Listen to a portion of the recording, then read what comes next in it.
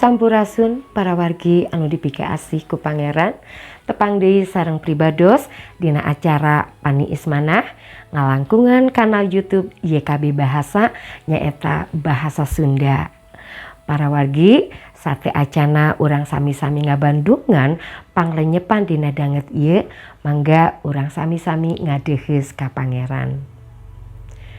Nun Pangeran anu welas asih dina danget ieu abdi-abdi sadayana sejak bade nampi piwuruk anjeun. Kukituna auban abdi supados abdi ngartos naon anu dipikahoyong ku anjeun. Hatur nuhun Pangeran. Amin. Para wargi sadayana dina panglenyepan danget ieu dibantun tina renungan wasiat anu jejerna handap asor hayang disalametkeun ku Allah. Dumasar kana aosan kitab Rum 3 ayatna anu ka-8 duwi ka-10, ayat luluguna dicandak tina ayat anu ka-8 anu kieu unggalna. Anu matak urang jadi urang Yahudi teh naon leuwihna ti nu sejen?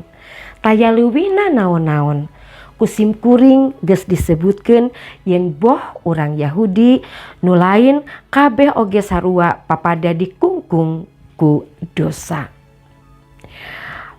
Para wargi sadayana kasebatkeun aya hiji wanoja namina Rika. Anjeunna tos ngagem agama Kristen. Tos kenal saha Yesus Kristus ti aalit. Namun dina hiji waktos anjeunna ngalaman malarat. Kasusah demi kasusah datang dina kahirupanana. Rita jadi depresi. Anjeunna ngarasa aya jarak sareng Gusti. Namun dina kalempohan Rika sadar kana kalemahanana. Teras milari pitulung supaya kenging bimbingan ti Gusti. Pandita sareng jamaah garejana ngarojong pisan. Aranjeunna janten sobat dina proses pemulihanana. Rika sadar pribadina manehna ngusahakeun ti dinten ka dinten janten langkung sae karana kaasih Pangeran. Rita kedah tiasa ngahampura ka dirina sorangan dame sareng dirina. Para wargi numutkeun Rasul Paulus sadaya umat manusia aya kawasa ngalakukeun dosa, teu taat, teu percanten ka Allah. Sok sanaos maranehna terang kana bagbagan agama. Emutan, ucapan, oge kalakuan teu sapagodos sareng kahoyong Allah. Kukituna numutkeun Rasul Paulus kasalametan teh henteu dipimilik kulantaran ngalakukeun hukum agama wungkul. Namun kedah aya kasadiaan hate ngarumasakeun lemah teu daya teu upaya dipayuneun Gusti. Ngangken yen diri lemah, muka hate jeung diri nampi dibaharui ku Gusti ngalangkungan Kristus sareng Roh Suci bakal numbuhkeun iman percaya ka Gusti.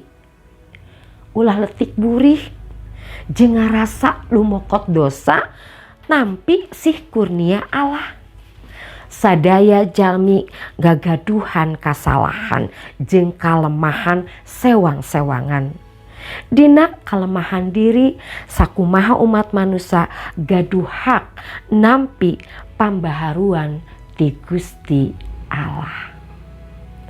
Pamirsa, mung sakitu anu tiasa didugikeun, pamugi tiasa janten berkah kanggo urang sadaya. Mangga urang sami-sami ngadeheus ka Pangeran. Nun Pangeran abdi ngahaturkeun rebu nuhun dina danget ieu anjeun tos ngemutan abdi. Abdi sadaya yen abdi teh rumaos, abdi sadaya jalmi anu dosa anu lumokot ku dosa. Kukituna abdi bade ningal anjeun anu tos parantos sejak ngumbah dosa abdi. Kukituna Nun pangeran mugia anjeun ngauban abdi supanten abdi tiasa masrahkeun diri, tiasa muka hate muka diri supanten tiasa langkung caket ka anjeun. Pasihan kakiatan ka abdi-abdi sadayana. Atur nuhun pangeran, paneda ieu disuhunkeun di lebet panjenengan Gusti Yesus Kristus anu janten juru salamet abdi sadayana. Haleluya. Amin. Para wargi sadayana mung sakieu panglenyepan dina danget ieu.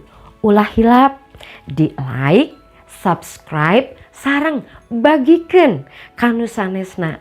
Margi ku jalan eta para wargi tiasa ilu biung ngamasurkeun dina Injil kasalametan sasarengan sareng YKB. Gusti Yesus ngaberkahan.